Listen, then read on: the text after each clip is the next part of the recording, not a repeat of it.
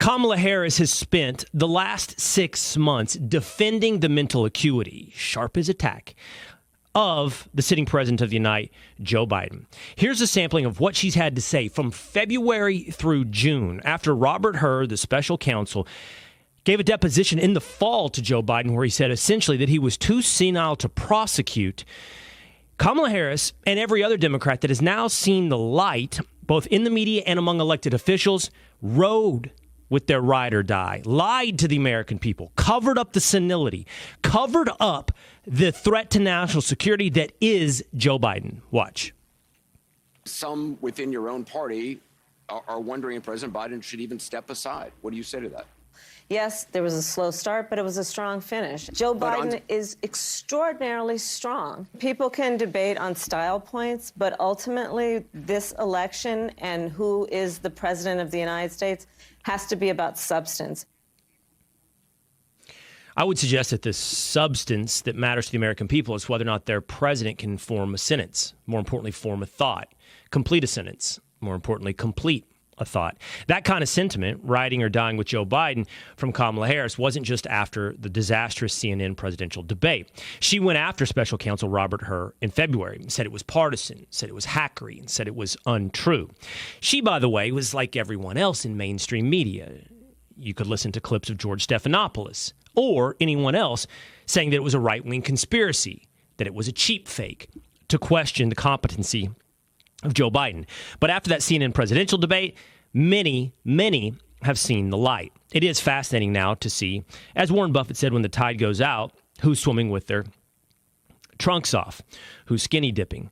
And in truth, it's the entirety of the Democratic apparatus and party and the mainstream media that supports Democrats. But some decided to run out of the water and run for their bathing suits. Morning Joe freaked out and said it's time for Joe Biden to step aside. The attacks from the New York Times, the Washington Post, CBS, CNN have all essentially, if not said outright, led to the tone of, oh my God, he's got to go. Elected officials, now the count is roughly up to 9 Democrats in Congress. Washington Rep. Adam Smith, New York Representative Jerry Nadler, California Representative Mark Takano, New York Rep. Joe Morelli, Minnesota Rep. Angie Craig, Illinois Rep. Mike Quigley, Massachusetts Rep. Seth Moulton, Arizona Rep. Raul Grijalva, and then former Obama HUD Secretary Julian Castro, current sitting Congressman Lloyd Doggett, former Representative Tim Ryan. All Democrats have joined the freakout. It's time for Joe Biden to step aside. That in and of itself is a controversy. It's in and of itself a scandal that these people seem to have seen the light overnight. Of course, they didn't see the light overnight. They knew, everyone knew, that Joe Biden was compromised. The only difference between then and now is it's compromised his ability to win. They're not concerned that it's compromised the national security of the United States of America. And for that, we demand accountability. There was a movie in the 1990s called Dave, where the president was incapacitated. They looked for a look-alike, found one, in actor Kevin Kline, the character played by Kevin Kline. We're not far from exactly what took place in Dave. And if that's not one of the biggest scandals of the past half century, I don't know how we define the term scandal. Joe Biden called in this morning to Morning Joe. He was much better than he was with George Stephanopoulos last Friday on ABC. His interview with George Stephanopoulos was hoarse. It was wandering. It was weak. It wasn't as bad as the CNN presidential debate, but it was on the same album. Maybe not the same song, but within the same playlist.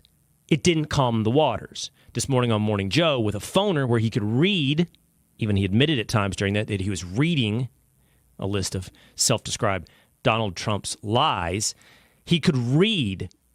He came across more energetic, or at least more angry, and a little more capable. But it's not about how capable you are in moments.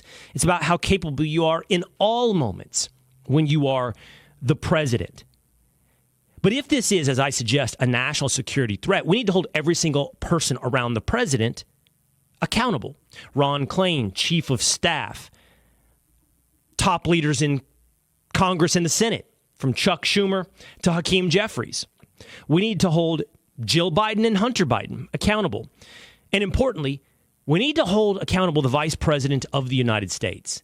If she is the beneficiary of an apparatus that's now decided it no longer wants Joe Biden, she can't go and inherit that throne without being accountable for the lies that created the situation where it was needed for her to inherit that throne.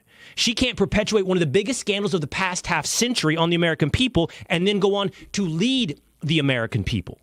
We need accountability, and that accountability has to start with Vice President Kamala Harris. We'll see what the week's events lead to, whether or not by the time I speak to you on Thursday, I will be with you Tuesday and Wednesday, but let's give us an over-under until Thursday on whether or not Joe Biden will still be the Democratic nominee for president in 2024.